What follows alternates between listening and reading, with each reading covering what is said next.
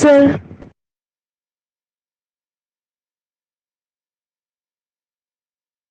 Good morning भूमि।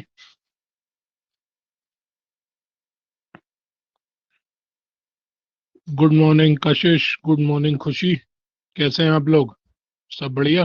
Good morning sir. कशिश Washne class में नहीं है आप? सो तो नहीं रहे हो आप?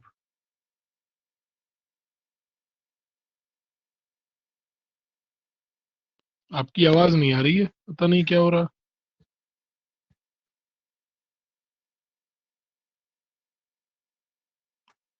चलो फिर सेशन स्टार्ट करें।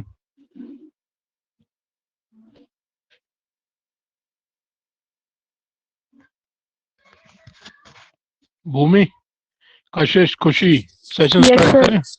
Yes sir. Yes sir. पहले तो आपका क्विज देख लें, जिसकी बात हम लोग कर रहे थे, जो आपके साथ शेयर की थी। कुछ लोगों को जानने की उत्सुकता तो होगी ना कि उसमें क्या आंसर थे आपके सही। Yes sir. चलो मैं स्क्रीन शेयर कर रहा हूँ। स्क्रीन शेयर करते ही we will go to the link जो मैंने T1, उसी लिमिट के अंदर हम उस क्विज को सॉल्व करने की कोशिश करेंगे। आपका जो स्क्रीन दिख रही है सबको? Yes sir. Yes sir. हाँ, तो this is your quiz. Details का कुछ नहीं है, you can ping in any detail and then फिर यहाँ पे आ जाते हैं। सबसे पहला और सबसे इंपॉर्टेंट क्वेश्चन है पाइथन्स डीबगर। पहले इसका कलर थोड़ा डार्क कर ले। Python debugger's method to set break points is. Python debugger क्या होता है, इसके लिए सबसे पहला वाला सेशन पढ़ा होगा मेरा यहाँ इसमें, उसे देखना। जो स्टार्टिंग से जुड़े हुए हैं उन्हें पता है, पीडीबी मैंने पढ़ाया था पहले वाले सेशन में। तो पाइथन डीबगर मेथड उसका कौन सा मेथड है जो ब्रेक पॉइंट सेट करने के काम आता है, वो ये है। अब ब्रेक पॉइंट क्या होते हैं वो आपके सिलेबस में नहीं है, बस ये पता होना चाहिए कि ये मेथड काम आता है, क्योंकि डीबगिंग आपके सिलेबस में है रिवीजन टूर के अंडर। समझ में आ रहा है? Yes sir. अगला क्वेश्चन है which of the following error will result in abnormal termination of the program. Abnormal termination कब होगा? एबनॉर्मल टर्मिनेशन मतलब जिस तरीके से रन करने की उम्मीद कर रहे थे उस तरीके से रन नहीं होगा। तो जब उस तरीके से रन नहीं होगा तो फिर कौन सा एरर हो जाएगा इन चारों में से, बताओ। सर रन टाइम है। बस खत्म। कशिश, खुशी, समझ में आ रहा है आपको? Yes sir. Yes sir. Okay, then फिर बेटा अगला क्वेश्चन देखो। Oh, good combining morning sir. Separate elements. Good morning. कौन है ये? मृत्युंजय? Yes sir. चलो आप भी आ गए, अच्छा ही है। पिछली क्लास मिस हो गई थी आपकी। अब सेपरेट एलिमेंट्स को एक सिंगल टपल में कंबाइन करने के प्रोसेस को क्या कहते हैं, ये मैंने अपनी क्लास में ही पढ़ाया था, अगर याद हो तो। क्या बोलते हैं?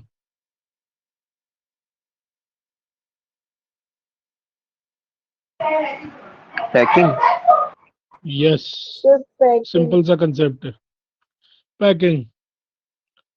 तो और इसका जस्ट उल्टा कहलाता है अनपैकिंग, जिसमें क्या करते हैं हम इंडिविजुअल एलिमेंट्स को अलग अलग कर देते हैं टपल से निकाल के।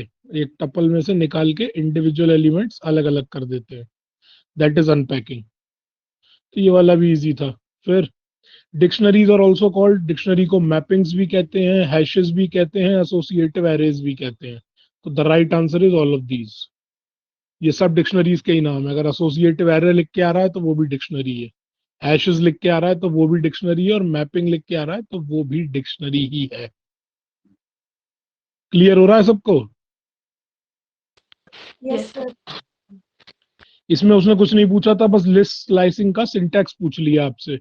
तो आप लिस्ट का नेम लेते हैं सबसे पहले, उसके बाद स्क्वायर ब्रैकेट में स्टार्ट इंडेक्स देते हैं और स्टॉप इंडेक्स देते हैं। स्टेप का तो मतलब ही नहीं है, तो जहां जहां स्टेप है वो ऑलरेडी कैंसिल हो गया, तो यही आंसर हो गया। स्टेप क्यों दोगे आप? जब आपको एक बड़ी लिस्ट में से छोटी लिस्ट निकालनी है तो स्टेप देने का तो कोई मतलब ही नहीं है ना यहाँ पे। यस और no? Yes, sir. Okay. Next question. Dash are used to identify the type of data. यहाँ पढ़ो, दो चीज इंपॉर्टेंट है, टाइप ऑफ डेटा और एसोसिएटेड ऑपरेशंस। तो आइडेंटिफाई करना है कि किस टाइप का डेटा है और उसके साथ ऑपरेशंस कौन कौन से हैं उसे हैंडल करने के लिए। तो हैंडलर और ये वैल्यूज से कोई मतलब नहीं है यहाँ पे। मेन जो डाउट होता है वो स्ट्रक्चर और टाइप्स के बीच में होता है, बट बिकॉज मैंने टर्म 1 के पर्पज से लिया था और टर्म 1 के पर्पज में आपका स्ट्रक्चर सिलेबस में है ही नहीं, टर्म 1 में, टर्म 2 में है। So this is the answer. बात आ गई समझ में?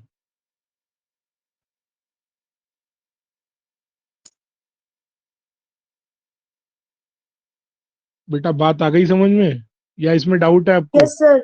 Yes, sir. ओके।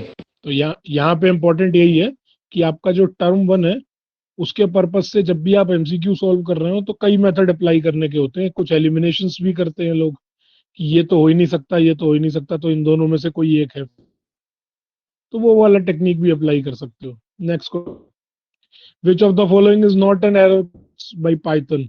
ये वाली एरर क्लास नहीं है।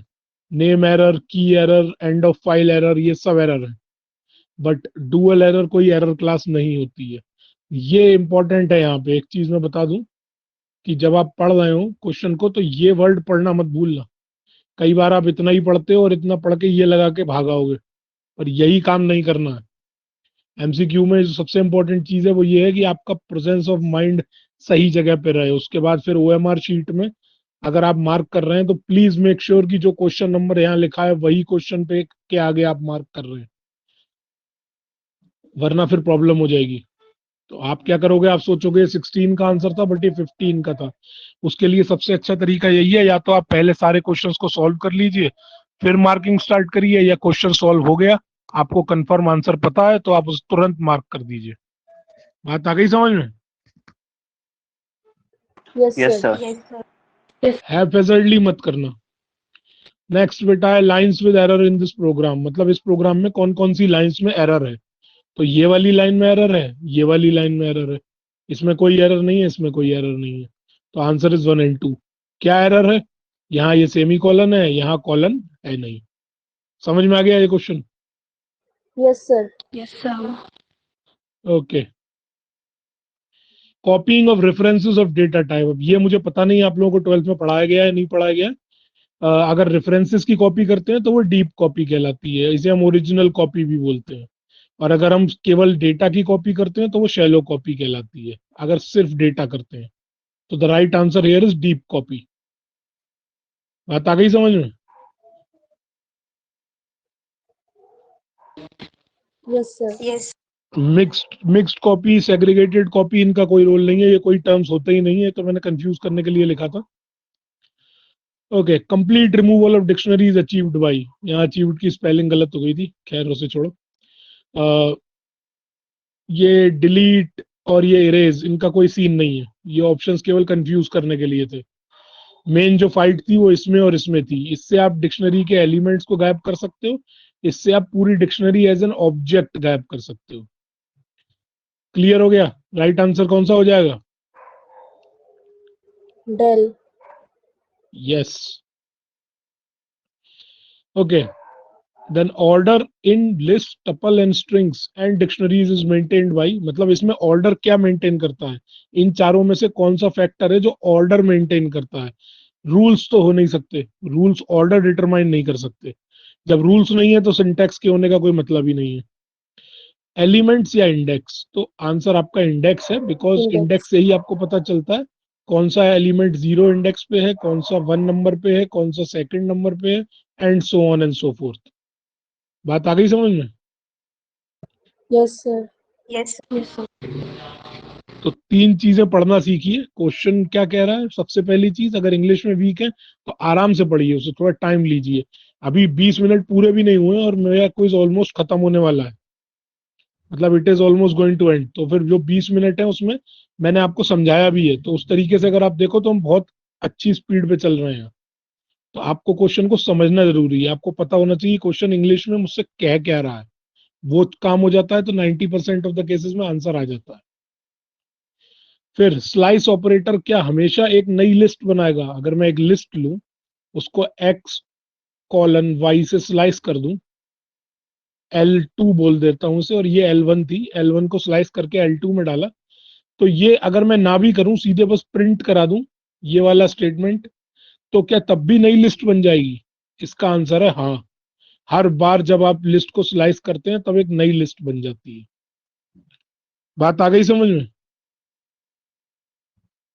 Yes, Yes, sir. sir. ये क्वेश्चन आपकी 12th क्लास की सुमिता अरोरा में से था। ऊपर भी एक और क्वेश्चन था सुमिता अरोरा से, और ये भी था। मतलब कुछ क्वेश्चन पेपर्स, कुछ आपके क्वेश्चन पेपर्स से हैं, कुछ कहीं और से हैं, कई जगह से हैं। उसके बाद index of a list should be n, index तो हमेशा इंटीजर रहता है, हैश तो कुछ होता ही नहीं है, हैश से मतलब भी नहीं है, बूलियन वैल्यू हो नहीं सकता वरना दो ही इंडेक्स होते। नंबर कुछ होता ही नहीं है पाइथन में। पाइथन के टर्म्स में जब भी आप बोलेंगे तो क्या बोलेंगे? Integer. बस। ये वाला क्वेश्चन कंप्यूटेशनल था, ये तो मुझे लगता है सबने कर दिया होगा। इसका राइट आंसर 175 था। ये बड़ा Yes, सिंपल सा sir. क्वेश्चन था, इसमें इसमें कुछ था नहीं। It was a simple question. चलो, इसको तो, can tuples grow and shrink? अब ग्रो और श्रिंक कौन करता है जिसमें हम अपडेट्स कर सकते हैं? यस और नो?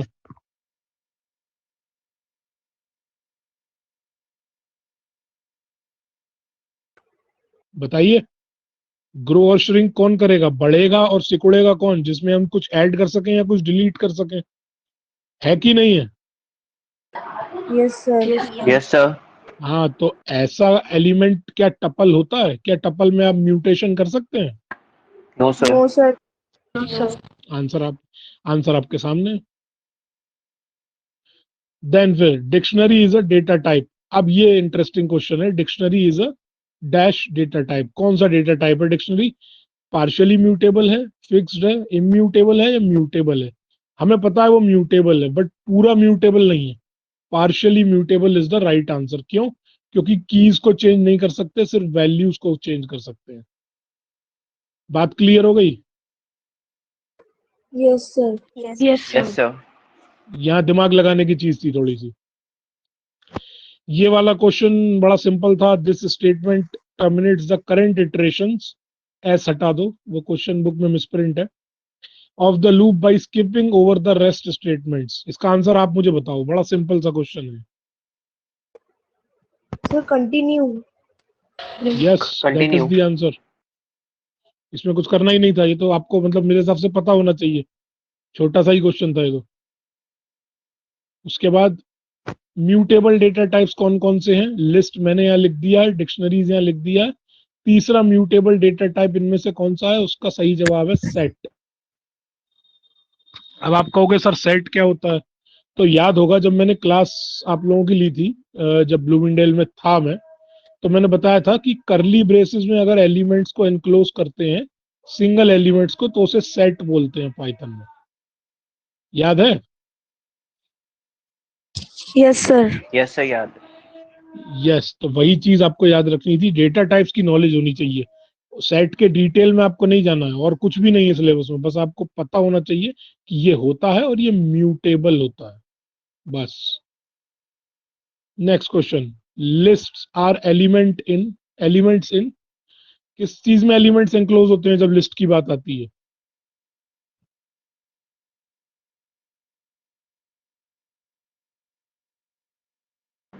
बताओ। Sir, curly में? Square bracket. करली? करली में होते हैं? Square.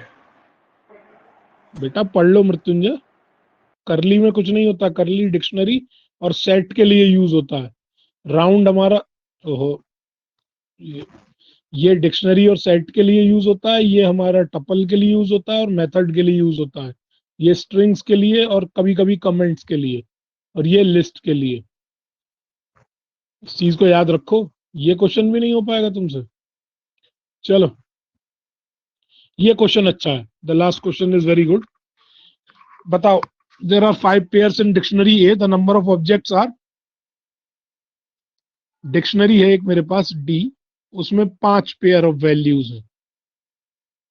1, 2, 3, 4 और 5। 5 पेयर ऑफ वैल्यूज हैं, तो कितनी ऑब्जेक्ट्स हैं इसमें बताओ। भूमि बताओ जरा इसका आंसर क्या होगा। सर 10। चलो तुमने 10 कहा, ठीक है, but 10 is not the answer. 1 2 3 4 5 6 7 8 9 10 11। किसी को दिख रहा है 11th ऑब्जेक्ट कौन सी है?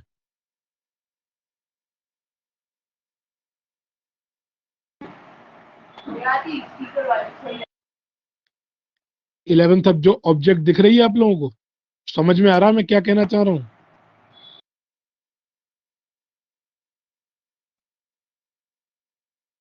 बेटा यस या नो में जवाब तो दे दो। नहीं समझ में आ रहा तो फिर नो से सर। No sir. बेटा ये सब एलिमेंट अपने आप में ऑब्जेक्ट हैं, ये तो आप मानते हो। Yes sir. Yes sir. पर इन सब एलिमेंट को कंटेन करने वाली डिक्शनरी भी तो एक ऑब्जेक्ट है या नहीं है, बताओ। Yes sir. Yes sir.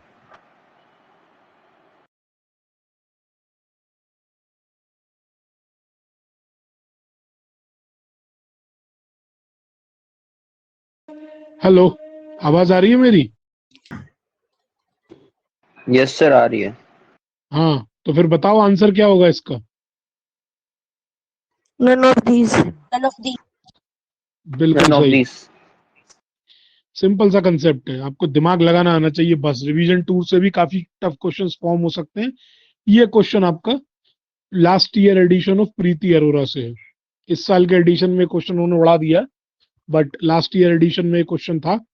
और ये सुमिता अरोरा में भी लास्ट ईयर एडिशन में क्वेश्चन था रिवीजन टूर में। ये क्वेश्चन अच्छा है, इससे आपको ये चीज क्लियर हो जाती है कि डिक्शनरी के अंदर कैसे ऑब्जेक्ट्स होती हैं, और आपको पता रहता है कि जितने भी डेटा टाइप्स हैं वो सारे के सारे ऑब्जेक्ट्स बनाते हैं। तो एक तरीके से डबल ओपी के लिए आपकी फाउंडेशन बनाने के लिए इन चीजों को रखा गया है, अगर आप आगे सीएस को एज अ करियर परस्यू करते हैं। चलो ये तो हो गई क्विज, और आप देख सकते हैं हमने 4 मिनट 11 सेकंड में रहते हुए हमने इसे कंप्लीट कर लिया, मतलब 16 मिनट में ये क्विज खत्म हो गई थी हमारी। और आप लोग पूरा का पूरा टाइम लेके भी पूरी नहीं कर पाए क्विज। तो please it is absolute necessity कि आप क्वेश्चन ध्यान से पढ़ें और उसके बाद उस पर एक्शन लेने की कोशिश करें। ये क्विज तो हो गई, अब आगे का जो टीचिंग है उसको कंटिन्यू करें, या आज के लिए इतना आप लोगों के लिए काफी है? कंटिन्यू करिए सर। ओके। भूमि, कशिश, खुशी, सो तो नहीं गए तुम लोग? नहीं 2-3 सर। लोगों की तो आवाज ही नहीं आ रही थी। No sir. No sir. चलो अच्छा है, वैसे भी सो जाओगे तो अपना नुकसान करोगे, मुझे थोड़ी दिक्कत है। चलो जरा व्हाइट बोर्ड को ओपन कर लें, इसका रोटेशन हटाना पड़ेगा। चलो, the concept that we are going to study today, सबसे पहला इस मेथड के बारे में सुना है?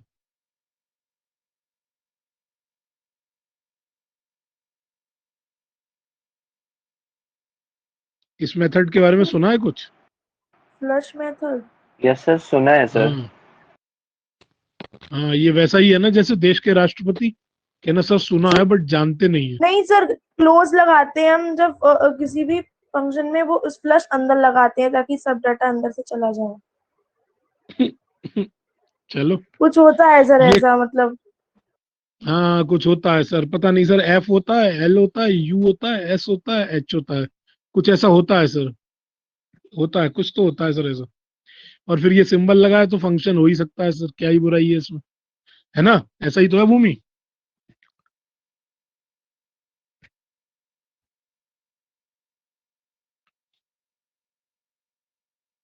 हेलो। Yes yes sir. हाँ ऐसा ही तो है भूमि, ऐसा ही कुछ होता है इसमें। नहीं सर, मतलब हम जो क्लोज फंक्शन होते हैं ओके ठीक वो है, ठीक है, फंक्शन के आई बाहर गॉट योर लगाते पॉइंट। हैं। और okay I got your point, उस पे हम बाद सर में आएंगे। फ्लश मतलब तो सर सारा क्लियर करना हुआ है। हाँ थैंक यू मृत्युंजय, मुझे लगा कि मैं लॉजिकल मीनिंग बता ही नहीं पाऊंगा, पर चलो आपने बता दिया। ओके, अब जरा इसे देख लो। सेकेंडरी स्टोरेज, ये सेकेंडरी स्टोरेज है, ये पाइथन का प्रोग्राम है। जब भी कभी आप कोशिश करते हैं डेटा को रीड एंड राइट करने की, तो नॉर्मली जो टारगेट है वो ये होता है कि जो आपका डेटा है वो यहाँ लिख जाए, यहाँ पे जो फाइल्स हैं उनमें आप राइट करते हैं, और जब आपको रीड करना होता है तो आप रीड कर लेते हैं। बट अब फ्लश की बात कर लें। नॉर्मली क्या है, बीच में एक और एंटिटी होती है जिसे इग्नोर कर दिया जाता है, which is known as program buffer. ये प्रोग्राम बफर जो होता है ना, ये बड़ा कमाल की चीज है। ये क्या करता है कि ये जो भी डेटा लिखना होता है उसे कॉपी करके रखता है यहाँ पे, जब तक राइट ऑपरेशन परफॉर्म नहीं हो जाता है।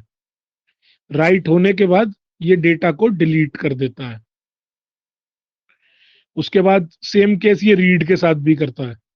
जब रीड हो जाता है, रीड जब तक डिस्प्ले नहीं होता तब तक ये सेव करके रखता है अपने पास डेटा, जब इधर से आता है। और फिर जब इधर डिस्प्ले हो जाता है पाइथन फाइल के कोड की हेल्प से मॉनिटर पे, तो ये डिलीट कर देता है। पर अगर आप इस पे भी काबू चाहते हैं, आप चाहते हैं कि ये भी मेरे हिसाब से करे, तो फिर बेटा इसका एक तरीका है जिसे हम बोलते हैं फ्लश मेथड। जब भी इसके पास डेटा सेव होगा और आप चाहते हैं कि रीड ऑपरेशन से पहले ही ये डेटा को फ्लश कर दे, तो आप ऐसा कर सकते हैं। उसके लिए आपको फाइल ऑब्जेक्ट डॉट फ्लश इस तरीके के सिंटैक्स का यूज करके डेटा को उड़ाना पड़ेगा, मतलब जो डेटा इस बफर के अंदर है। याद रखना, फ्लश मेथड बेटा कभी भी आपका फाइल पे काम नहीं करता है। अच्छा, एक और क्वेश्चन का आंसर आ गया, पता नहीं किसने दिया है। जो फ्लश मेथड है ये कभी भी फाइल पे काम नहीं करता, नेवर। ये हमेशा काम करता है प्रोग्राम बफर पे। ये वाला कंसेप्ट यहां तक क्लियर हो गया आप लोगों को? इसमें तो कोई डाउट नहीं है, बताओ। No sir. ओके, तो अब क्या सीन है, सैंपल कोड लिख के दिखाता हूँ जिससे आपको समझ में आएगा थोड़ा सा कंसेप्ट कि ये क्या कर रहा है, काम कैसे कर रहा है। ये इसका स्क्रीनशॉट ले लो बेटा, ज्यादा बेटर रहेगा। ये वर्किंग थोड़ा सा कॉम्प्लिकेटेड है, बफर वाली चीज कभी कभी समझ में नहीं आती है। ले लिया स्क्रीनशॉट? यस सर, ले लिया। Yes. Okay, let me remove it. इसकी थिकनेस थोड़ी कम करनी चाहिए। ओके, अभी क्या है, मान लो मैंने एक फाइल ली, f is equal to open, और ओपन करने के बाद मैंने उसमें, मान लो मैंने एक लॉग बनाया। फ्लश में नॉर्मली किस तरीके की फाइल्स स्टोर होती है, उनकी जो एक्सटेंशन होती है वो होती है LOG, लॉग। ये डेटा गया, डेटा आया, ये सब चीजें लिखता है। डेटा रेड, डेटा रिटन, ये सब चीजें। और मोड मैंने ले लिया यहाँ पे W+। तो ये मेरी फाइल ओपन हो गई। यहाँ पे मैंने फाइल क्रिएट करने के लिए लिख दिया है। अब मैंने लिखा f.write। राइट मेथड याद है ना, भूले तो नहीं हो गई?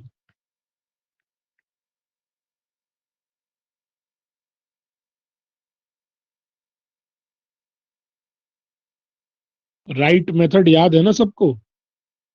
Yes, sir. ओके,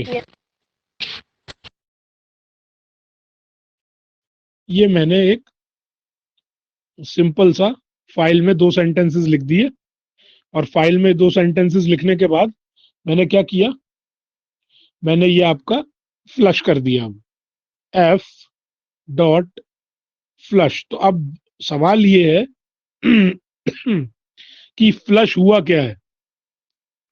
यहां पे सवाल ये है, इस क्वेश्चन के बाद जब मैंने f.फ्लश लिखा है तो फ्लश हुआ क्या है, मतलब एक्चुअल में क्या चीज गायब हो गई है। अब देखो, जब ये मैंने लिखा था f ओपन f.log.w+, तो जो लॉग फाइल है वो ओपन हो गई थी। और लॉग फाइल के ओपन होने के बाद जब मैंने पहला सेंटेंस राइट किया है, तो वहां पे क्या राइट हुआ है उसमें, राइट str, मतलब एक स्ट्रिंग को राइट कर दीजिए वहां पे। ये लॉग फाइल में चढ़ रहा है, ये पैरेलली बता रहा हूं मैं, जो लॉग फाइल आपने अभी अभी क्रिएट की है ये। उसके बाद जब दूसरा गया है तो यहाँ पे फिर से राइट str। str आपका क्या है, स्ट्रिंग। तो दोनों सेंटेंसेस जब राइट हुए हैं या वर्ड्स राइट हुए हैं, तो दोनों टाइम उसने क्या किया है कि उस स्ट्रिंग के बारे में लिख दिया है कि हाँ मैंने ये राइट कर दिया है वहां ले जाके। बफर जो है वो इंटरमीडिएरी होता है दोनों के बीच का प्रोसेस। हालांकि आपको ये बाद में पता चलेगा कि इनपुट और आउटपुट के अलग अलग बफर होते हैं, बट उस पे नहीं जाते हैं, अभी केवल एक बफर को याद रखो। जैसे ही आपने ये लिख दिया तो अब इस फाइल का कंटेंट भी तो बन गया ना, बताओ यस और नो। अब इस फाइल का अपना भी तो Yes, कंटेंट sir. हो गया। अब जैसे ही आप फ्लश करोगे तो ये कंटेंट गायब हो जाएगा, फाइल एकदम वैसी ही रहेगी, फाइल में से कुछ नहीं जाएगा, ये लॉग फाइल गायब हो जाएगी। कंसेप्ट क्लियर हुआ आप लोगों को? फ्लश का क्या मतलब होता है, किस तरीके से काम करता है?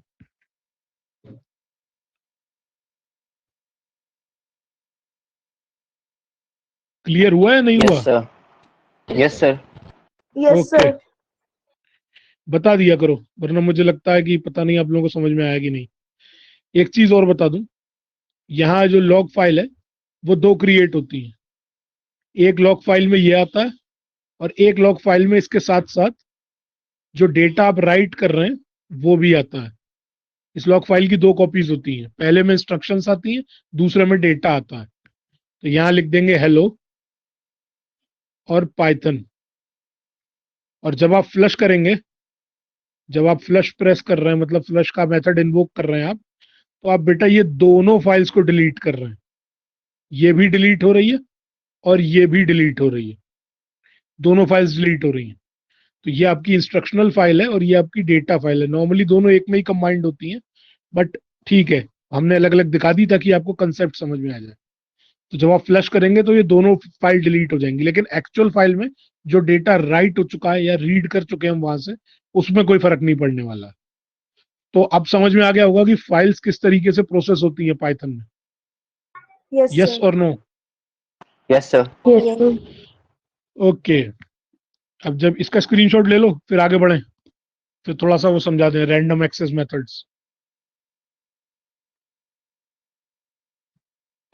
Okay, sir. Okay, so let's remove this. चलो, अच्छा तीन बहुत छोटे छोटे क्वेश्चंस हैं बट इंपॉर्टेंट है, इन्हें भी देख लेना। जो स्टैंडर्ड इनपुट डिवाइस है पाइथन की वो क्या है, स्टैंडर्ड आउटपुट डिवाइस है वो क्या है, और स्टैंडर्ड एरर डिवाइस है वो क्या है। ये क्वेश्चन पूछ लेता है कभी कभी।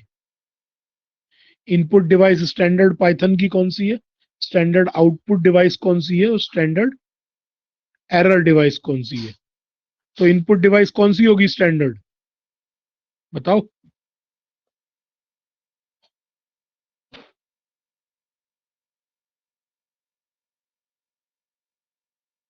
मृत्युंजय बताओ जरा।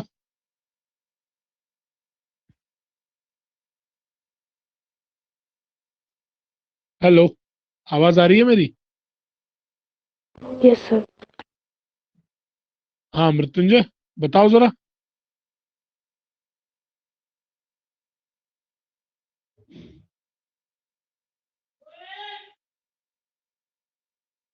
बेटा आवाज नहीं आ रही क्या मेरी? आ रही है सर। भूमि आपको तो बताया था आ रही है मैंने। सर। हाँ तो बताओ फिर इनपुट डिवाइस कौन सी होगी, स्टैंडर्ड इनपुट डिवाइस कौन सी है पाइथन की। तुम लोग भी अजीब ही हो। कीबोर्ड है बेटा, इनपुट किससे करते हो, कीबोर्ड से ही तो करते हो। स्टैंडर्ड आउटपुट डिवाइस क्या हो जाएगी,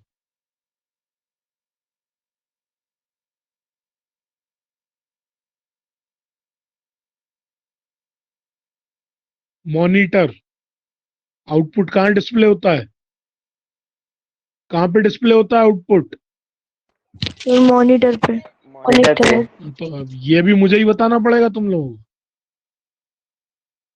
तुम्हें कंप्यूटर फंडामेंटल्स 11th क्लास में क्यों सिखाए थे मैंने, इसीलिए सिखाए थे कि तुम यहाँ पे चुप होके बैठ जाओ। देयर वॉज अ रीजन, कोई चीज करने का, कोई चीज आगे या पीछे करने का, पढ़ने का कोई रीजन है। एक सेकंड रुकना, मेरा एक पार्सल आया उसे ले लूं, then I will start the class. अभी मैं बस यहीं पे हूँ, मैंने म्यूट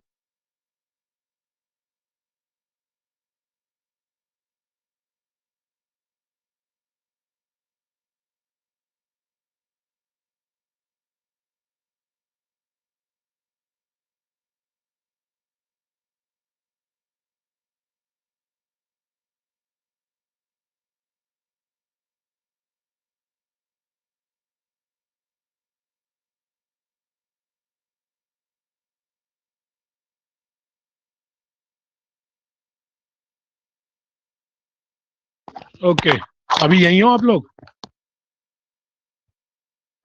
यस सर। यस हाँ खुशी, कुछ कहना है आपको? No sir. आपने हैंड रेज कर रखा है ना, तो मुझे लगा शायद आपको कोई डाउट है। चलो स्क्रीन शेयर कर देते हैं दोबारा से, and let us get back on the topic जिसकी हम बात कर रहे थे। Standard input device, standard output device और स्टैंडर्ड एरर डिवाइस, ये तीनों डिवाइसेस बहुत इंपॉर्टेंट हैं। और इन तीनों डिवाइस से ऐसे ही डेटा रीड या राइट नहीं होता है। जब भी कभी हम डेटा के रीडिंग या राइटिंग की बात करेंगे, क्योंकि ये डेटा फाइल हैंडलिंग है इसीलिए बता रहा हूँ, जब भी डेटा के रीडिंग या राइटिंग की बात करेंगे तो मान लो ये आपका कीबोर्ड है, ये आपका पाइथन फाइल है, इसमें इनपुट देना है, तो इनपुट सीधे नहीं जाता है, कुछ ऐसा है पाइथन में जो लेके जाता है। सेम गोज फॉर मॉनिटर, ये पाइथन फाइल है, ये मॉनिटर है आपका, और इस मॉनिटर पे अगर आपको डेटा डिस्प्ले करना है तो कुछ है जो डेटा डिस्प्ले कराता है। And same case is for error also. तो यहाँ ये चीज ध्यान रखनी है कि ये क्या है, जो बीच में तीन खाली डब्बे हैं उनका क्या सीन है। अगर एरर आता है तो वो एरर भी डिस्प्ले कराना होता है। बता सकता है कोई यहाँ बीच में क्या आएगा? बता सकते हो तो बताओ फिर, वरना फिर मैं बता दूं। ऑब्जेक्ट। ऑब्जेक्ट? चलो कोई बात नहीं, मैं बता देता हूँ। यहाँ पे बीच में सबसे पहले जो इनपुट के लिए आती है वो है stdin, मतलब स्टैंडर्ड इनपुट फाइल स्ट्रीम। फिर आउटपुट के लिए आउटपुट प्रिंट के आता लिए, है। अरे नहीं आता है madam, std out, standard output file stream. और फिर उसके बाद stderr, यहाँ फाइल हैंडलिंग की बात चल रही है बेटा। स्टैंड अलोन प्रोग्राम खत्म हो गए जो फंक्शन से करते थे, अभी आप थोड़ा ऊपर के लेवल पे आ गए हो। तो स्टैंडर्ड एरर स्ट्रीम, ये तीन स्ट्रीम होती हैं। ये कौन से मॉड्यूल में होती है पाइथन में? अगर उस मॉड्यूल का नाम की बात करें तो वो मॉड्यूल है बेटा आपका SYS। सिस मॉड्यूल में ये तीनों मिलती हैं आपको, stdin, std आउट और stderr। ये बहुत इंपॉर्टेंट है, क्योंकि कीबोर्ड से या फिर पाइथन की फाइल से डेटा का आउटपुट या डेटा का इनपुट जनरेट करना या इनपुट गैस करना, ये ऐसे ही नहीं हो जाता है, इन स्ट्रीम्स में से डेटा होके आता है। इसका स्क्रीनशॉट ले लो, फिर आगे बढ़ते हैं। हो सकता है आज एक प्रोग्राम करके दिखाई दे ये वाला। Done sir. सबने ले लिया है? कोई रह तो नहीं क्या? No sir. ओके, चलो फिर लेट्स गो टू डिकोडर और प्रोग्राम रन करा के देखते हैं, शायद आज रन हो जाए। ओके, स्क्रीन दिख रही है सबको? Yes sir. Yes sir. Yes sir. Okay, अभी यहाँ पे लेट अस जस्ट, सबसे पहले क्योंकि हमें पैकेज यूज करना है तो सिस्टम पैकेज इंपोर्ट कर लेते हैं। फिर एक वेरिएबल में इसको डाल देते हैं SYS। और कौन सा ऑपरेटर यूज करते हैं जब हमें पैकेज के अंदर कोई मेथड को यूज करना होता है?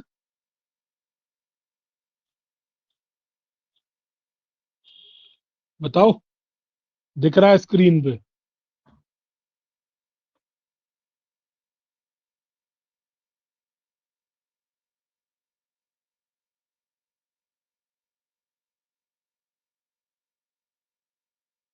ये हो गया।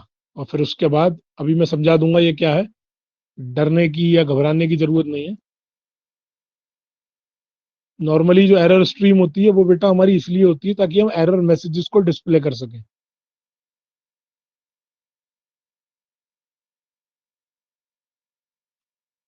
ओके, तो आई थिंक ये सही से चलना चाहिए, अगर इसमें कुछ गलती नहीं हुई है तो।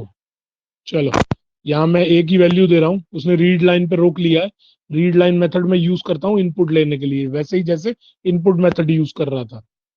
5 6 7, हेलो। अब ये,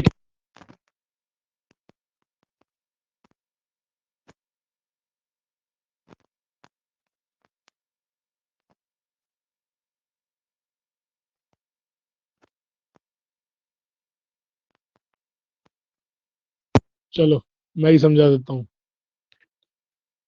दिख रहा है सबको? दिखने में तो किसी को कोई प्रॉब्लम नहीं है। No, sir. ये sys मॉड्यूल है, मैंने इसे इंपोर्ट कर लिया है। ये मॉड्यूल है sys, इसके अंदर एक फाइल है stdin, ये एक फाइल के रूप में स्टोर होता है, और उसके अंदर एक ये मेथड है जिसे रीड लाइन बोलते हैं, जो एक लाइन रीड करने के काम आता है। और भी मेथड है बट आज उन पे जाने का मतलब नहीं है। उसके बाद ये फिर से वही, ये मॉड्यूल, ये फाइल, और फिर उसके अंदर एक मेथड है राइट, जो राइट करता है डेटा को, कंटेंट को स्क्रीन पे। वो ये रहा, जो आपने अभी इनपुट किया था वही यहाँ पे आउटपुट होके आ गया है। इसमें आपने प्रिंट का यूज भी नहीं किया। याद है किसी को मैंने सबसे पहले आपसे एक प्रोग्राम बनाने को बोला था, without print try to print hello? Yes, sir. Yes, sir. आज उसका प्रॉपर जवाब मिल गया आपको, प्रॉपर वाला। इसमें प्रिंट तो यूज हुआ नहीं है कहीं। Okay, Yes, sir. तो ये आपका sys stdir और राइट। एरर जो क्लास है उसका काम होता है एरर मैसेजेस को डिस्प्ले करना, कि हाँ ठीक है एरर आया है, प्रोग्रामर को पता चलना चाहिए कि सर दिस इज एरर। वो ये देखेगा, समझ जाएगा कि कोई एरर आ गया है। और कोई और मैसेज भी हो सकता है, जरूरी नहीं है कि यहाँ एरर लिखूंगा तभी समझ में आएगा। प्रोग्रामर के लिए केवल ये लाइन काफी है, उसे समझ में आ जाएगा यहाँ कुछ एरर ही रहा होगा जिससे उसने मैसेज डिस्प्ले करवाया। ये कंसेप्ट क्लियर हो गया आपको? Yes, sir. ओके, अब जरा वापस व्हाइट बोर्ड पे चलते हैं, इसको हटा देते हैं। अब जरा बात कर लेते हैं दो बहुत इंपॉर्टेंट चीजों की, जिन्हें बार बार पूछा जाता है फाइल्स में, बट लोग कंफ्यूज हो जाते हैं। Absolute and relative path. याद है इनके बारे में कुछ? किसी को पता है ये क्या होते हैं?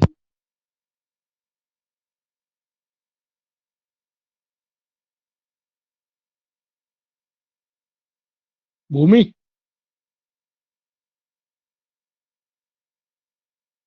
मृत्युंजय, भूमि, किसी को मालूम है ये क्या होता है? प्रोग्राम रन होता है जिस पाथ से, वो एब्सोल्यूट पाथ होता है। क्या बात है, मतलब मतलब जो लाइन बाय लाइन जाता है। लाइन बाय लाइन जाता है वो एब्सोल्यूट पाथ होता है? You have totally lost it, but कोई बात नहीं, समझा देते हैं। ये आइडल है आपका, इसमें आप काम कर रहे हो। आइडल के ऊपर सबने एक मेनू बार देखा है? Yes sir. तो है file. Yes, sir. Yes sir. उसमें एक ओपन होता है ऑप्शन, जब ड्रॉप डाउन आता है तो यस सर। जब उस ओपन को ओपन करते हो आप, तो जिस फोल्डर या डायरेक्टरी में आप पहुंच जाते हो वही कहलाता है आपका relative path.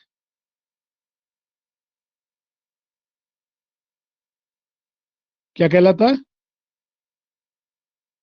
Relative path. Relative path. इसे हम CWD भी बोलते हैं, यानी करंट वर्किंग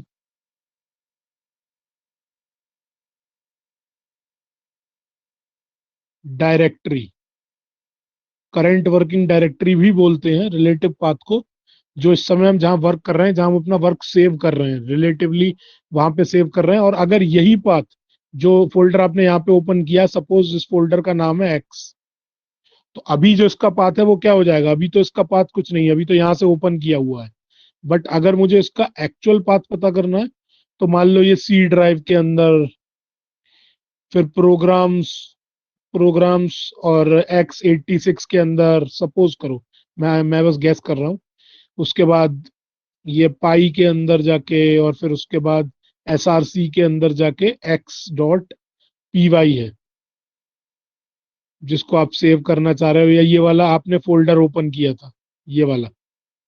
तो ये जो पूरा पाथ दिख रहा है, जो स्टार्टिंग से एंड तक आता है, ये वाला, इसे बोलते हैं एब्सोल्यूट पाथ। कंसेप्ट क्लियर हुआ या कोई डाउट है? किसी को डाउट है तो पूछो फिर।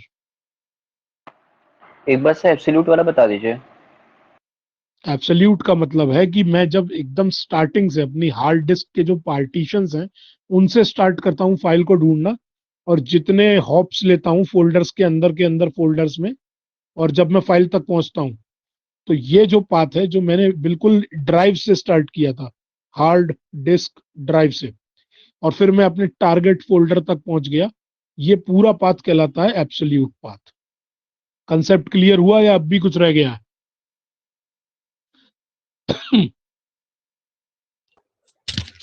क्लियर है सर। खुशी, यस सर क्लियर है। कशिश, यस सर।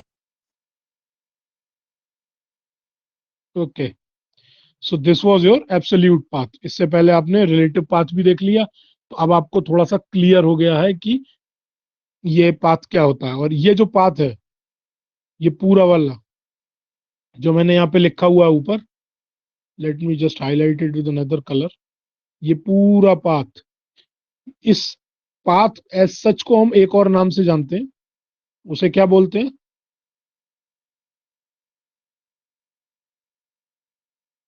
Path name. समझ में आ गया?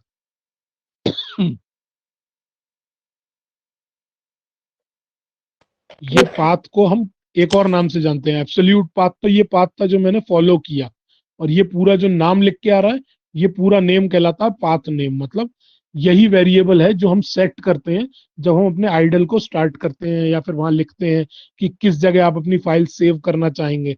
जब भी कभी कोई सॉफ्टवेयर इंस्टॉल करते हो तो आता है ना लिख के कि इसका जो फाइल है वो कहाँ पे सेव करना चाहेंगे आप। Yes sir. हाँ, तो उसकी जो डायरेक्टरी है वो कहाँ रखेंगे, जो बनने वाली डायरेक्टरी है, वो सब रिलेटिव पाथ होता है। That is all relative path, ये वाला। और जो आप अपने आप ढूंढते हैं उस फाइल को जाके अंदर ड्राइव से, वो एब्सोल्यूट पाथ है। बस यही दो चीजें अगर क्लियर हो जाएंगी तो भी बहुत कुछ क्लियर हो जाएगा। ठीक है? Yes sir. ऐसा नहीं है कि आप फाइल हैंडलिंग मेथड्स के साथ, जो मैंने अभी आपको राइट बताया था एसटीडी आउट वाला, उसका यूज नहीं कर सकते। ये वाला कोड चाहो तो रन करा के देख लेना पाईड्रॉइड में। पाईड्रॉइड शेयरिंग पे आता नहीं है, वरना मैं पाईड्रॉइड में ही कराता है प्रैक्टिकल आपको।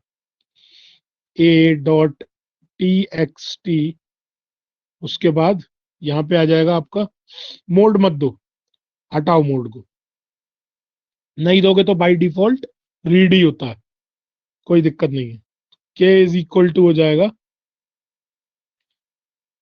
p कहां से आ गया, f dot read. F dot read मतलब मैंने इस फाइल ऑब्जेक्ट को लिया और इससे जो भी डेटा था फाइल में वो रीड कर लिया। मान लो फाइल में जो डेटा था वो 1 2 3 और हेलो था, तो उसने रीड कर लिया। उसके बाद मुझे क्या करना है, इंपोर्ट कर लो सिस को, सिस जो मॉड्यूल है उसे इंपोर्ट कर लो, और फिर उसके बाद sys डॉट std आउट, क्योंकि प्रिंट कराने जा रहे हो, और राइट मेथड, क्योंकि प्रिंट कहाँ कराना है, मॉनिटर पे कराना है, यहाँ के डाल दो। कंसेप्ट आ गया समझ में? हम अपने फाइल हैंडलिंग मेथड्स के साथ भी यूज कर सकते हैं इसका। Yes sir. ठीक है?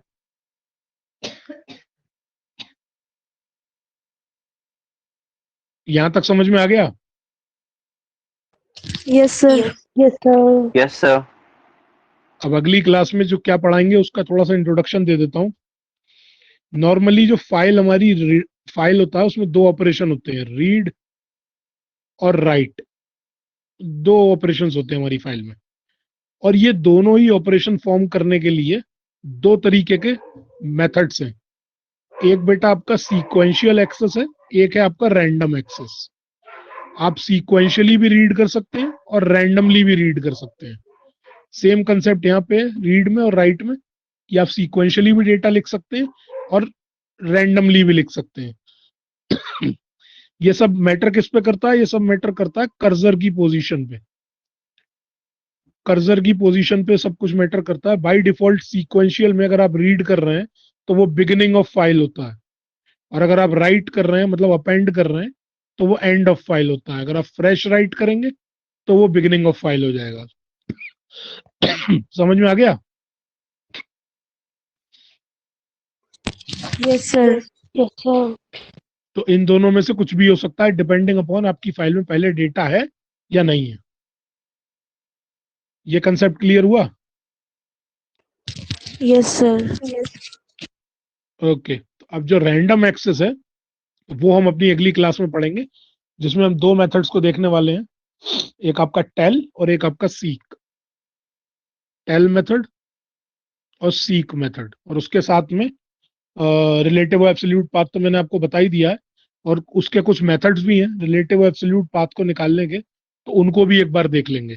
मेनली ये वाला जो चैप्टर है वो आपका बाइनरी वाला ओएस मॉड्यूल के बहुत बहुत ज्यादा अंदर है, मतलब उसके कई ऐसे फंक्शंस हैं जो आप यूज करेंगे। समझ में आ गया? Yes sir. Standard file streams, relative and absolute path, कुछ एमसीक्यूज भी समझा दिए। अगले वाले जब लेक्चर में मिलेंगे तो रैंडम एक्सेस मेथड के साथ बाइनरी फाइल्स पे मूव करेंगे और कोशिश करेंगे कि उसे खत्म कर दें। बात आ गई समझ में? Yes sir. चलो फिर, टेक केयर, क्लास खत्म। गुड मॉर्निंग बेटा। Thank you sir. Thank you sir. किसी को कोई डाउट हो तो ग्रुप में पोस्ट कर देना। चलो। Okay okay sir. सर।